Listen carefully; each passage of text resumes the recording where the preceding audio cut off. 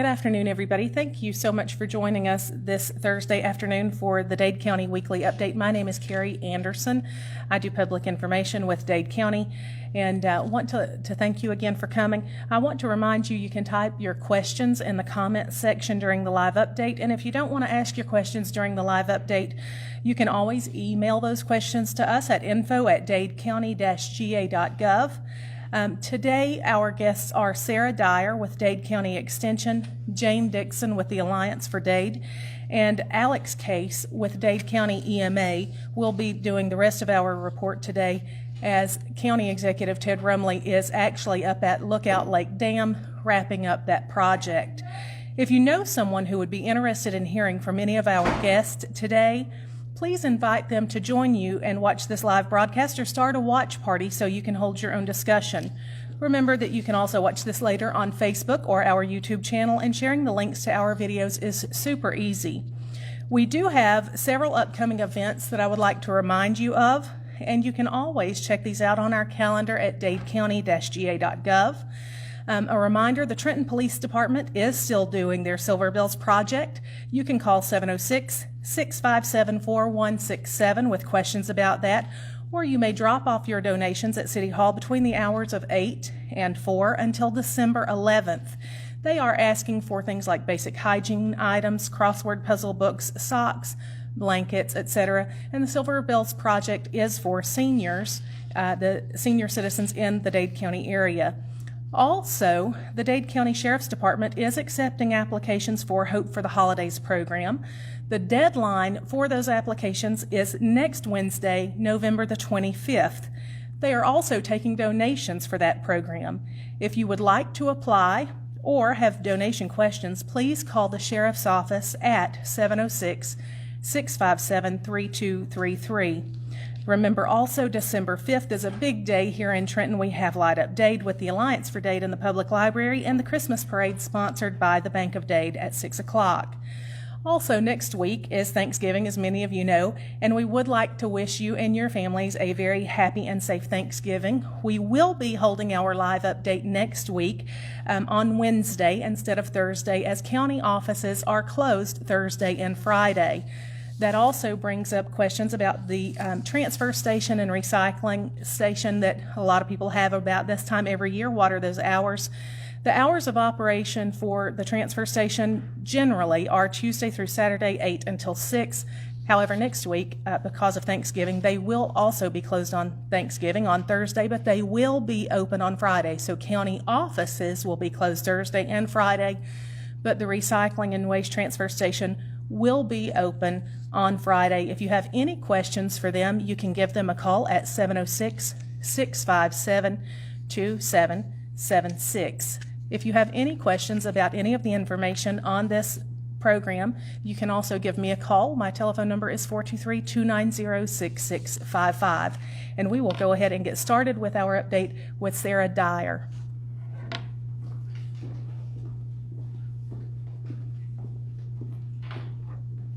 Thank you, Carey.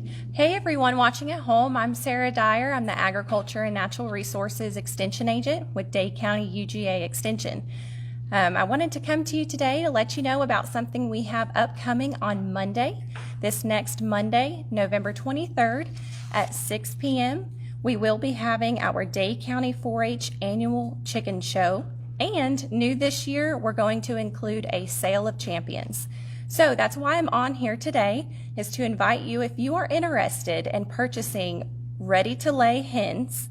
These will be barred rock hens that 4-Hers have raised since May, since they received them as chicks. These chickens will be laying by about Christmas time. So if you are ready for some fresh farm eggs and you are interested in supporting a 4-Her, please come join us at 6 p.m. at the Ag Center in the lower parking lot of the middle school on Monday. So because of COVID-19 restrictions and trying to limit public access and a large gathering, we are asking you only to come if you are interested in bidding and supporting those children. We hope in the future years we can invite you just to come observe and check it out. But this year we do want to keep the event specifically designed for our 4-H families that are participating, as well as bidders in the auction for sale of champions.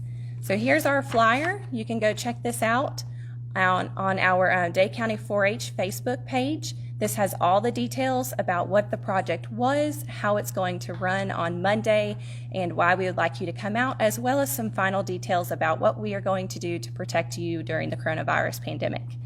So please feel free to give me a call at our extension office. Our phone number is 706-657-4116. If you have any questions, we are also welcoming those that may not want to attend, but want to do some sort of phone or online bidding. We don't have anything officially set up as far as like an online account to bid, but give us a call if you're interested and cannot make it, and we will try to figure something out. So please come support our 4-Hers and get yourself some farm fresh laying hens.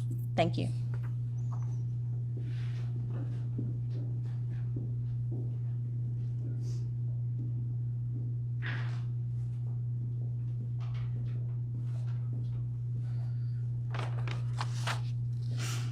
Good afternoon. Sarah, I want to tell you, I want some of those chickens that are ready to lay. Okay. Oh, it's a bid though, isn't it? Ooh, man. Thank you. I'm Jane Dixson, and I'm here to represent today the Alliance for Dade. The Alliance for Dade oversees two important things in our community. One is the Dade Welcome Center. The other is the Dade County Chamber of Commerce. Now, we have a role that we foster tourism. Now, what does that mean? It means we will, when people can go somewhere again, and when people start traveling, we will actively pursue helping them to come to Trenton to shop, to come to Trenton to show them things in our community. We will be there to greet the visitors and give them information. We also are a group who will empower a vibrant Chamber of Commerce. Now, during this COVID time, we wish to be cautious. We discussed this at length. We try to decide what could we do that would not encourage crowds, but which would send a message to the community that there is cheer in the COVID time, but you must be cautious. Because everyone right now, it seems like, needs a lifted spirit. They need something really other than chickens, but they'll do. But we need something that will keep us through this time that is difficult for us, because we're really used to being out and being about. So this being about has really come to a halt. But we also are interested in our commitment to our business owners.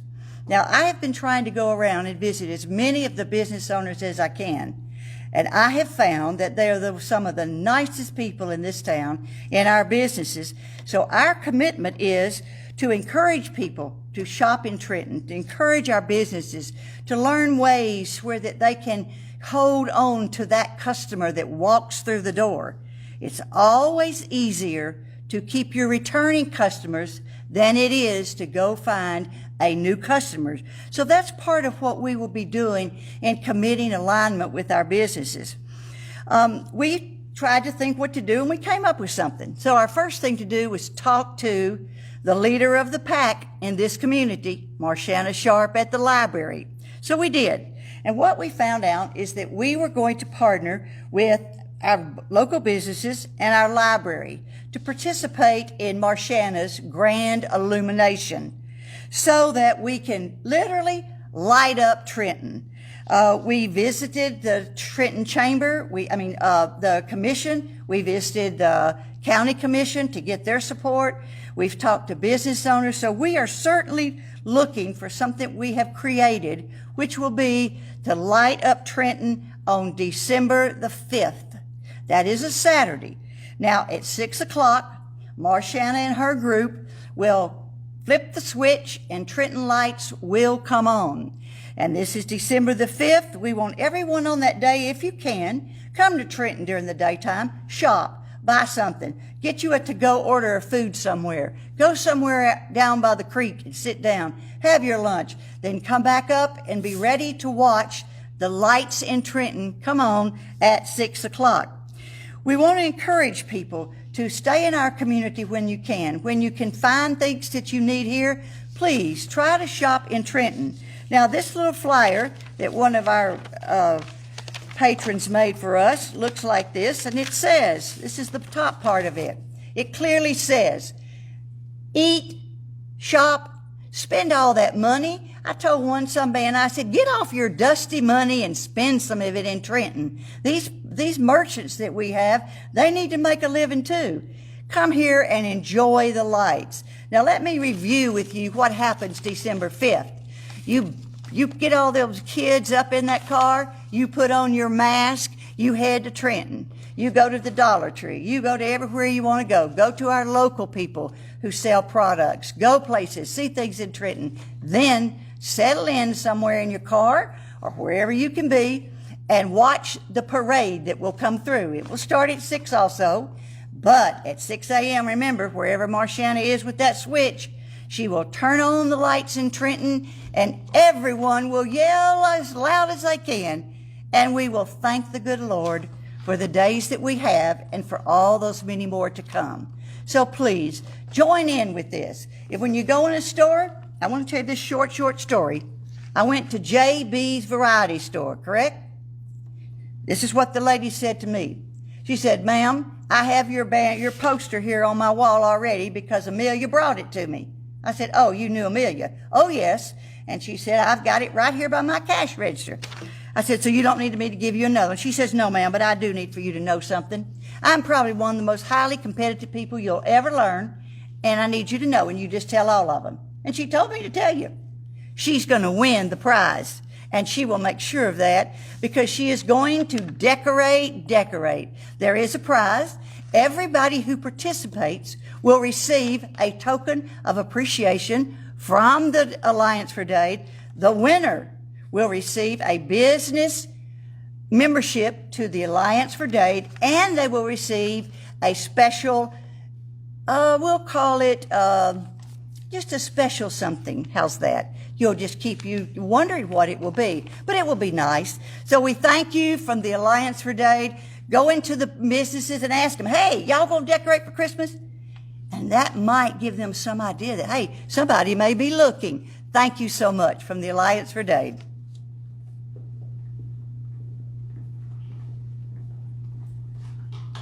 Good afternoon, everyone. I'm Alex Case. I'm the Director of Dade County Emergency Services and also serve as a mayor here for the city of Trenton.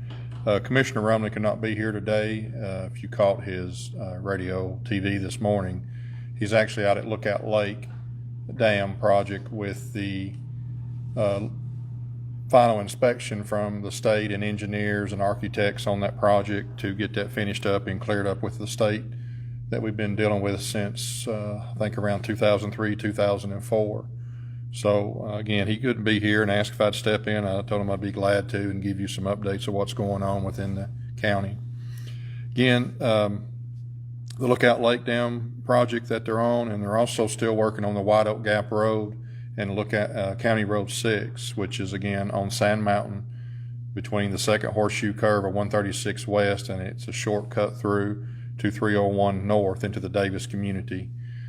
We've got barricades up that we rent from a group because we don't have that many big ones like that. We put them up on the top and on the bottom, and we have continually to have people driving around those barricades and have drove down past the men, the engineers, these contractors working, which is not safe for them or for the people that's coming through there. And I know the Dade County Sheriff's Office, Lieutenant Hughes was up there earlier this week, I believe it was Monday, and several tickets were wrote for folks doing that. Please, when you see a sign that says road closed, is follow the detour signs. So if you're coming out of the Davis community off 301 North, you need to proceed on what we call 301 or Fire Tower Road to the main crossroads there by the Crossroads Hardware. At the four-way stop, turn left and go back down through 136 this way. We've put an additional barrels up there, and if somebody continues to do through that, the charges and the tickets and violations of that will do there, because that is fixing to be dug out very deep in certain areas where the ground has eroded underneath from poor drainage and the drilling that they're doing now. So again, that is a big project, and I've been up there a few times with Commissioner Rumley to see the project and how they're doing the drilling and setting for this.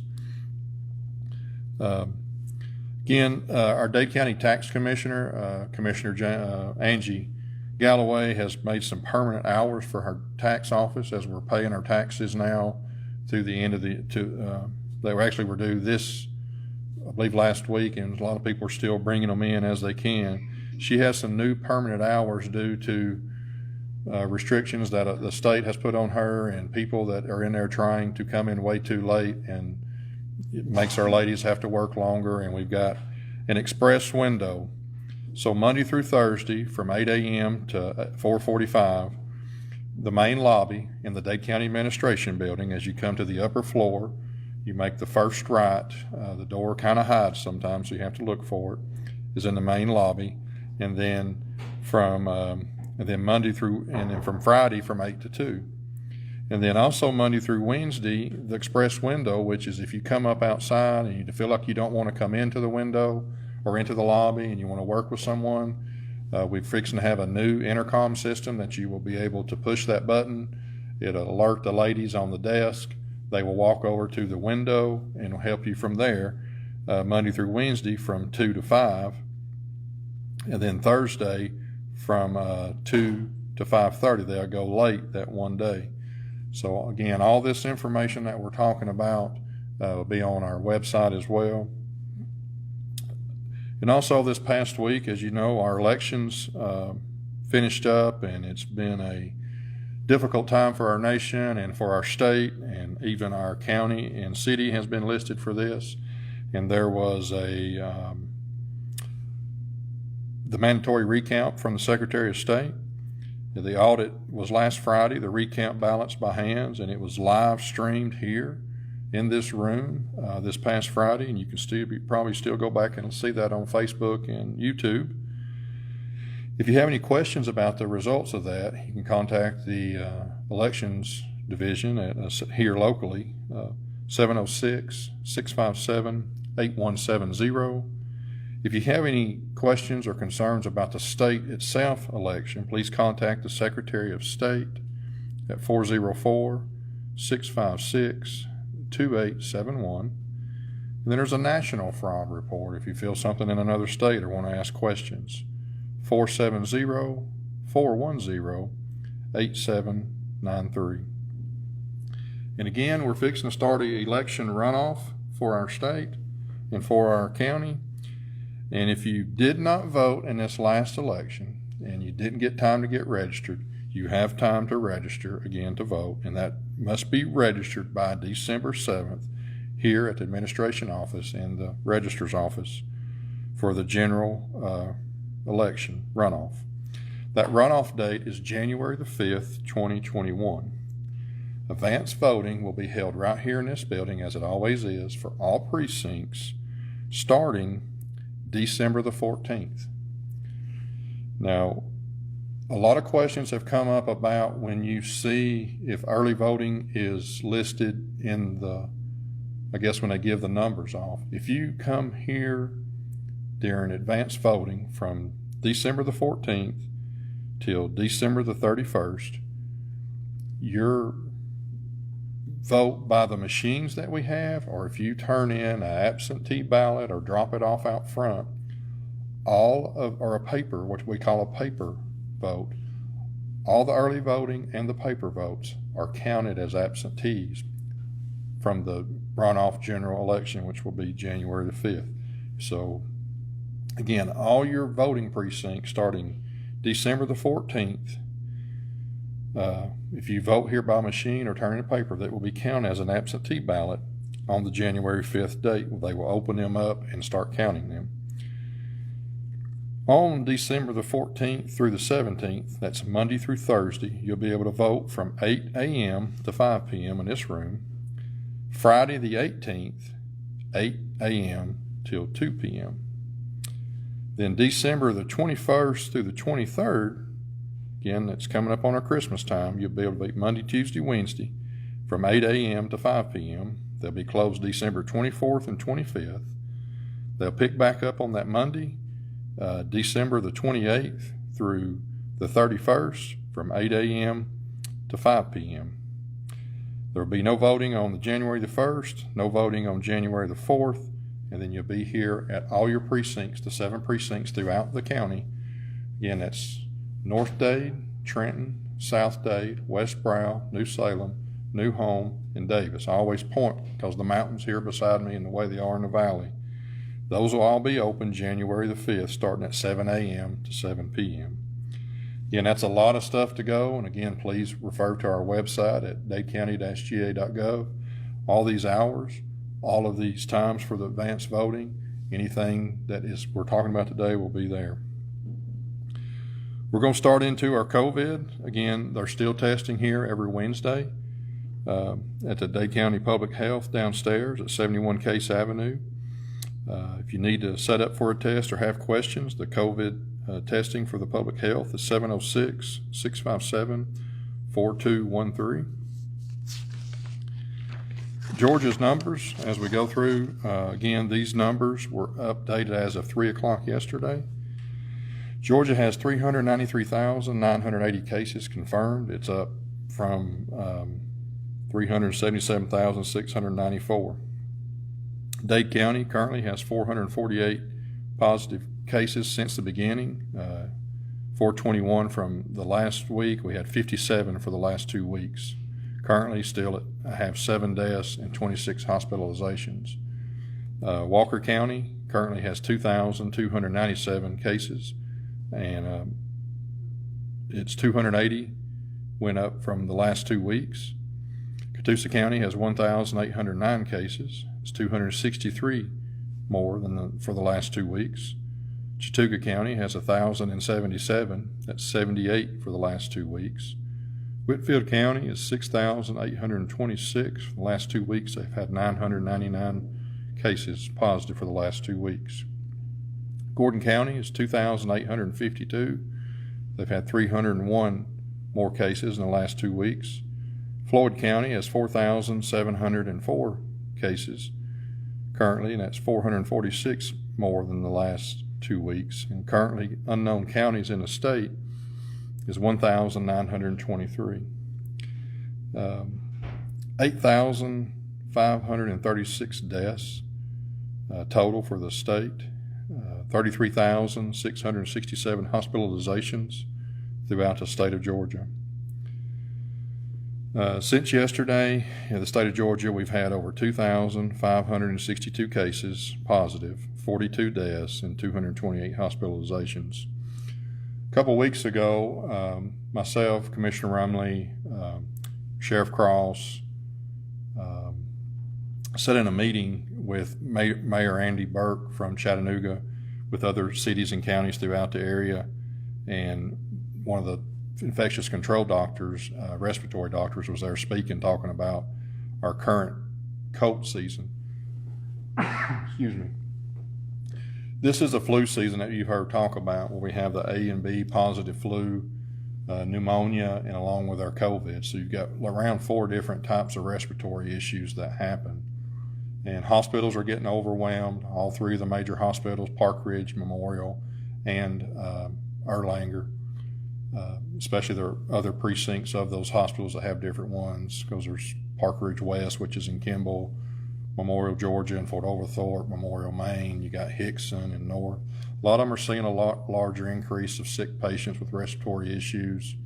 And again, is that these cases are coming into us, and they are positive cases, but you don't see a lot of people to death, but the people that have to go into the hospital, the ICU rooms get full, the COVID floors get full, and if they get into ICU and have problems with their O2 sats getting so low where they're not getting enough oxygen in their body, they have to go onto the ventilator. And that's still the scarce thing that the doctor really emphasized to us and to the communities to help us remind is it's just not that, yes, the cases are getting more and more, but you also got these other seasonal colds that are coming, A and B flu, pneumonia that could be caused from that, and then our COVID. Then the COVID having the longer, hardest restraints of your respiratory system for somebody that is compromised, COPD, going through cancer treatment, or just have a weak immune system is the problem. So again, that's why we actually continue to look at your PPE, washing your hands, stay back, small gatherings. You've heard several things where other things are shutting down or not allowing. And yes, it's wanting to get back to some normal activity, and we're coming up on the holidays. I've heard several people talk about that they're not having their big family dinners. They just don't feel comfortable. We're doing the same thing, my family, on both my wife's side and the two sides of my dad's side. And it's just, it's a tough decision to do, is if you're immediate family, and, we have technology with our phones to FaceTime and to call and do that. So it is tough. And it's, we keep hearing this over and over again. It's trying to get back to normal. And we say, well, it's all talking about the election. But when we see the strain on the emergency health side, the hospitals tell us what they're running into, how much the hospitals are losing because these elective surgeries will have to go down, and these beds are full. Your ICUs, your COVID floors, your ERs. The other day I think one of our ambulances waited a few hours just in the truck to move to the hall to get the patient in, and several of them are getting that way. When that happens, if they're there for 2 to 3 hours, that just keeps an ambulance away from our county that has to sit there and hover in Chattanooga to get that patient in, which means we have to use backup resources or trucks from other counties to help cover when we're sitting here. So it is a big thing. It's a thing to think about. You may not see it just right here within your area, but at the whole picture, when the doctors are telling this, it just concerns, and that's why we still are preaching this, and we ask that folks practice this.